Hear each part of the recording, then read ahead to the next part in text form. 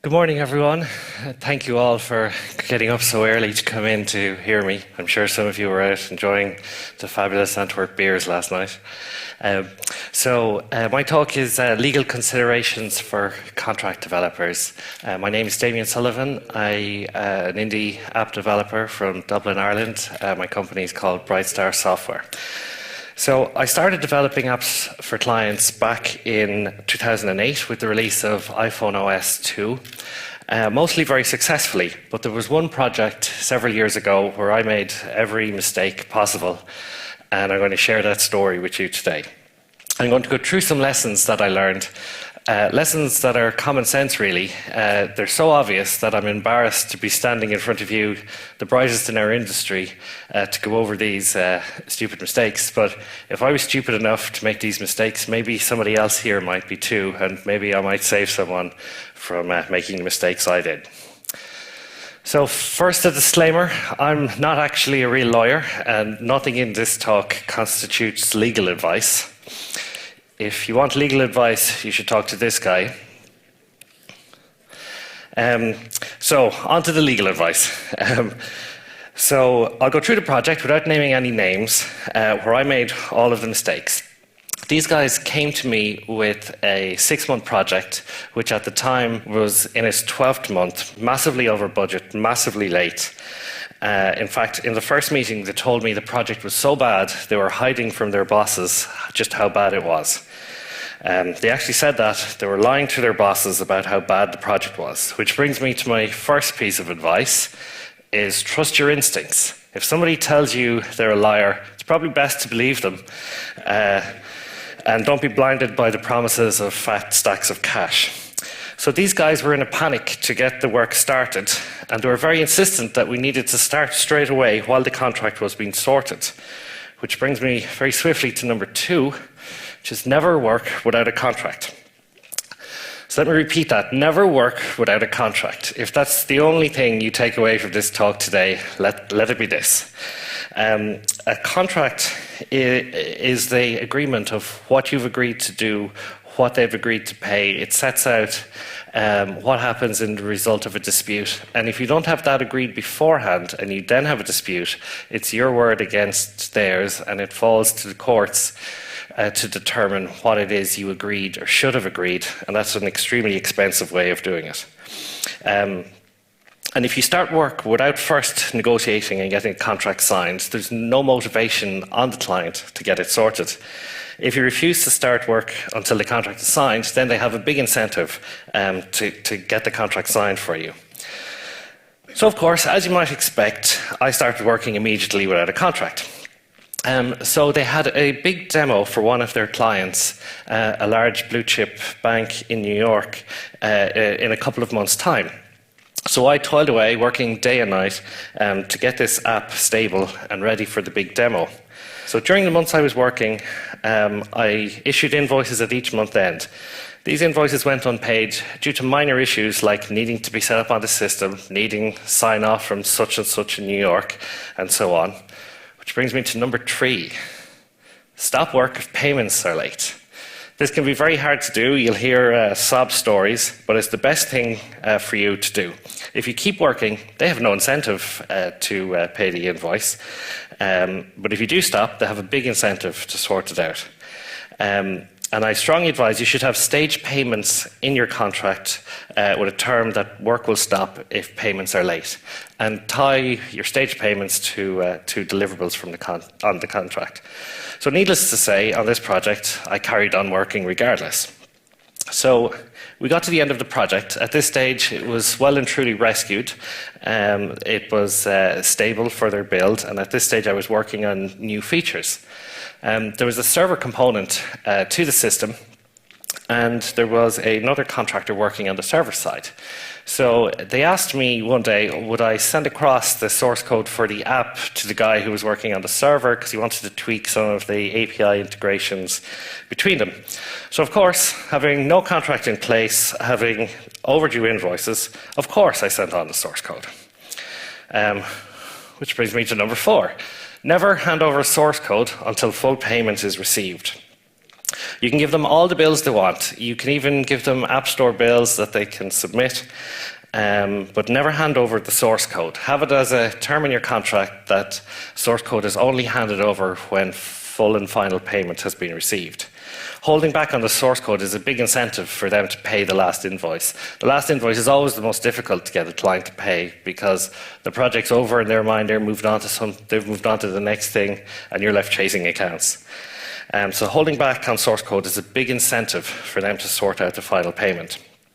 So within hours of sending the source code, the two guys I had been dealing with in the client company deleted me from Skype and stopped answering their phones. So I called and emailed daily, and after a few days of no reply, the penny dropped. They never had any intention of paying. So I'm a big fan of Mike Monteiro. Has everyone here heard of him? Anyone heard of Mike Monteiro? Well, he did a fantastic talk in San Francisco a few years ago called Fuck You, Pay Me. Highly recommend you go and watch the video. It's brilliant advice and also really funny. So I took Mike's advice to heart. In fact, I took it to the next level. And what I did was I sent a very angry email where I accused them of theft and threatened them with legal action if they didn't pay what they owed immediately. So some of you might be surprised at this, but it turns out you shouldn't call people thieving bastards in writing, even if they are thieving bastards, especially if they are thieving bastards. Which brings me to my next tip. Never send an email when you're angry. Save it as a draft, sleep on it, read it again in the morning, or even better, get your solicitor to read over it. I didn't do myself any favours by sending my angry email. They didn't have any leverage until I sent that, but it gave them a stick to beat me with, which they would not have had if I had kept my cool. So what happens next is I sued them for debt collection. They counter-sued for defamation for the email I sent. And I'd like to give you a quote from Charles Dickens in 1838, said, "The law is an ass." And very little has changed since Charles Dickens' time. Literally, very little in the legal system has changed. It's from an era beyond a bygone era. Everything is very slow, very time-consuming, and very, very expensive. Which brings me to my next tip, is to avoid the courts if at all possible. The legal system is slow, arbitrary, and very expensive. The way I look at it now is if you are going to court, you've already lost, because even if you win, the legal costs will be astronomical. So try and resolve differences without going to court. And the bedrock of this is having a comprehensive, watertight contract in place from the start. So what happened is my claim and their counterclaim trundled through the court system for a year and a half.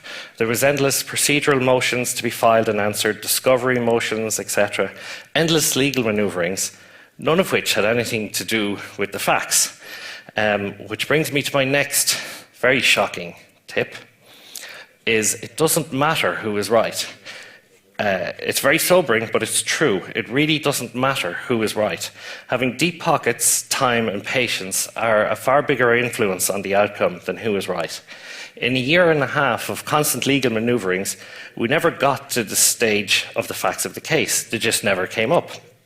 They were never in front of a judge to consider. It was all legal procedures and formalities,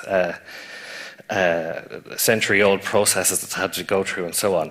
So my solicitor told me that the other side's tactic at this stage was clearly that they knew they were in the wrong, and their plan, being a massive Fortune 100 company, was to delay things, find endless procedural motions, run up costs to the extent that I would cave in and walk away. So I didn't walk away. I was far too stupid for that. So after a year and a half, I'd run up a legal bill of over €20,000, and they had run up one of twice that. At this stage, they blinked first and called for settlement negotiations. So my solicitors advised me that we had spent €20,000 so far, and if we continued on, we would probably spend at least the same again by the time we get in front of a judge. They thought that I would probably win, but they couldn't guarantee it.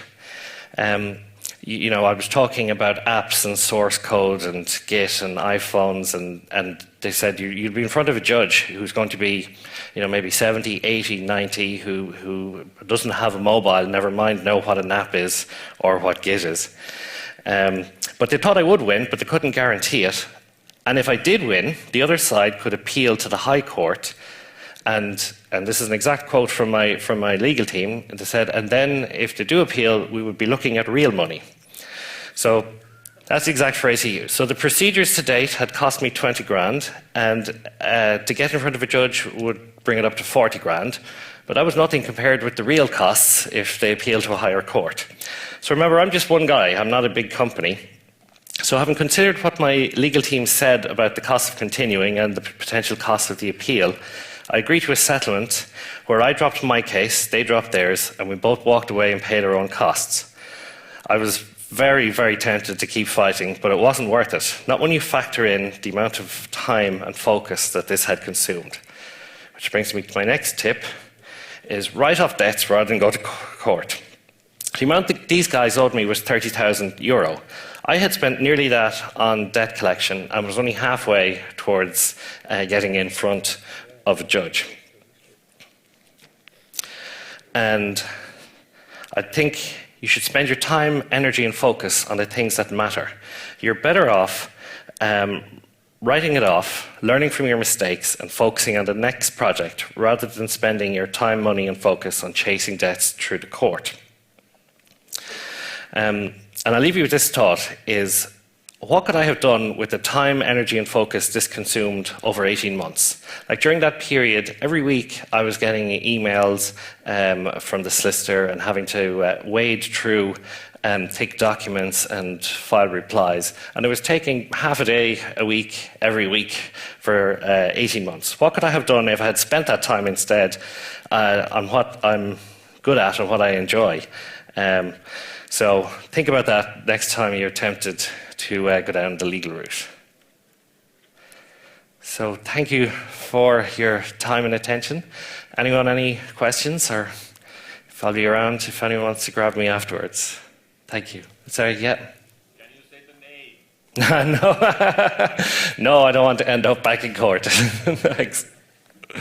Yes? I had almost the same experience with 60 grand. Yeah. Yeah, it's the amount of people who've said to me when I tell the story, who say that they did the same thing. It's human nature. We're developers. We want to get on with the project. We don't focus on the legalities, but you really have to make sure that's looked after first. Have you got a lawyer to fix your conflict? Yes, yeah.